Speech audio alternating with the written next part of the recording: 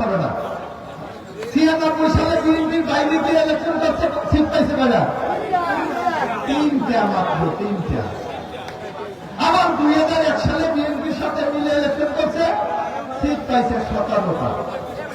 আবার 2008 বিএনপির বাইরে দিয়ে ইলেকশন করছে, সিট পাইছে 2টা। কি আমি সত্য বলি না মিথ্যা বলি? আমাদের মহানগর আছে, সকালবেলা ঘুমতে উঠে আমাদেরকে তারা বলে যদি গাড়ি পাল্লার ভোটটা ভোটের দরজা খুলে রয়েছে, বুঝা দেবে বলে না, বলে না। এই পাখা বাংলাদেশে 12টা নির্বাচন হয়েছে, জাতীয় সংসদ নির্বাচন 12টা। পাখা বাংলাদেশে জিততে পারে তারা কি আগামীতে জিতবে?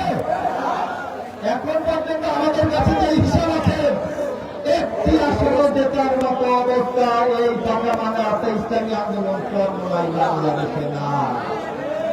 তাহলে ক্ষমতায় কে যেতে পারে? ক্ষমতায় যায়, সেখানে আপনাদের লোক দিতে হবে না, আপনাদের এমপি দিতে হবে না, নাইলে কি আপনাদের উন্নয়ন হবে? এই যে বাংলাদেশে একটা আমি একটা ওই যে আমাদের ছেলেরা বিসিএস পরীক্ষা দেয় না,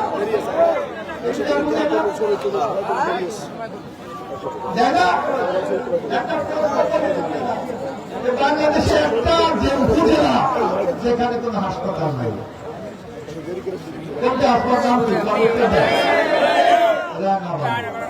তাহলে তো 15 বছর ক্ষমতায় ছিল, এখানে তাদের 2 জন মন্ত্রী ছিল, তাইলে কেন আমরা হাসপাতাল পাই না? কেন পাই নাই? অর্থাৎ তারা জনগণ না, তারা নিজেদের ভাগ্য পরিবর্তন করার জন্য চেষ্টা করেছে।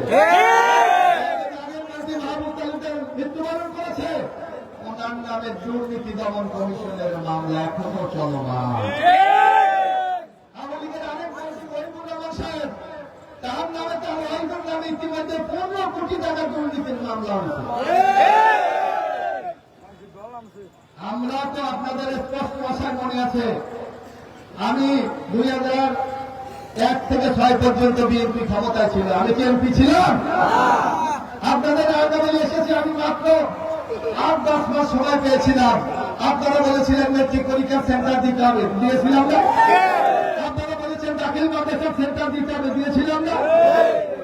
সুতরাং সময় পেলে এই যে আজকে উপজেলা, সেইটাও বিএনপি চূড়ান্ত করে গিয়েছিল, কিন্তু আপনারা জানেন সেই নির্বাচন বাংলাদেশে হয় নাই, হয়েছিল পরে এই উপজেলা বাস্তবায়িত হয়েছে। আমরা স্পষ্ট ভাষায় বলতে চাই, আগামী দিনে আপনারা উন্নয়ন চান, তাহলে যারা ক্ষমতায় যাবে তাদেরকে কিন্তু ভোট দিতে হবে।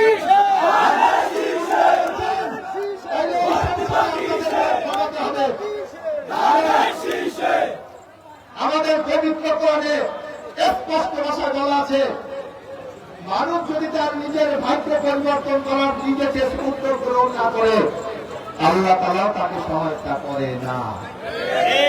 আমরা কি আমাদের ভাগ্য পরিবর্তন চাই না?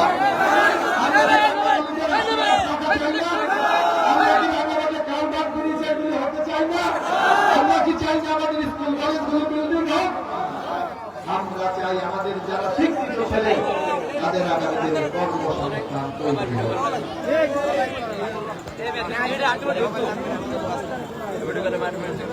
ইতিমধ্যে আপনারা শুনেছেন, আগামী দিনে ইনশাআল্লাহ বিএনপি যদি ক্ষমতায় যায়, আমাদের দলের পক্ষ থেকে সিদ্ধান্ত হয়েছে, বিএনপি যদি ক্ষমতায় যায় তাহলে প্রধানমন্ত্রী হবে আমাদের ভারপ্রাপ্ত চেয়ারম্যান জনাব তারেক রহমান। তারেক রহমান বলেছেন, এই আমাদের জনসংখ্যার অর্ধেক মহাবন্ধা, আজকে তাদের কোন আমাদের ম্যাক্সিমাম ক্ষেত্রে তাদের কোন আয় সুযোগ নাই।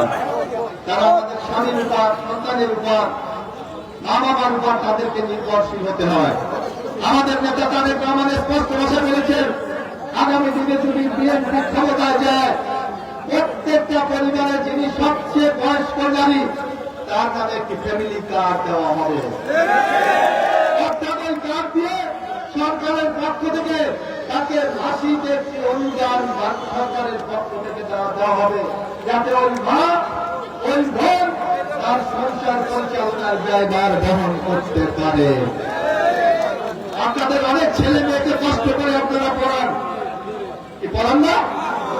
দেখা যাক বলেন, আমার অনেকে এসে বলে ভাই শেষ হয়ে গেছে, ছেলে মেয়েদের পড়াইতে পড়াইতে শেষ হয়ে গেছে, একটা চাকরি পাইনি, আর কত টাকা দেবো বলে না? কি বলে? আমরা বিএনপির পক্ষ থেকে স্পষ্ট ভাষা বলেছি, আপনার ছেলে মেয়ে পড়ালেখা শেষ করলেন, চাকরি খোঁজার জন্য 1 বছর পর্যন্ত তাকে বেকার ভাতা দেওয়া হবে। আমরা এই কথাটি বলেছি। আওয়ামী লীগের আমলে কি আপনারা ভোট দিতে পেরেছেন? ভোট দিতে পারেন না, কারণ কখনো বিনা ভোট দিতে, কখনো রাইতে, কেন কি জন্য? অর্থাৎ দলীয় সরকারের অধীনে বাংলাদেশে কখনো আবার সুস্থ নিরপেক্ষ নির্বাচন হতে পারে না।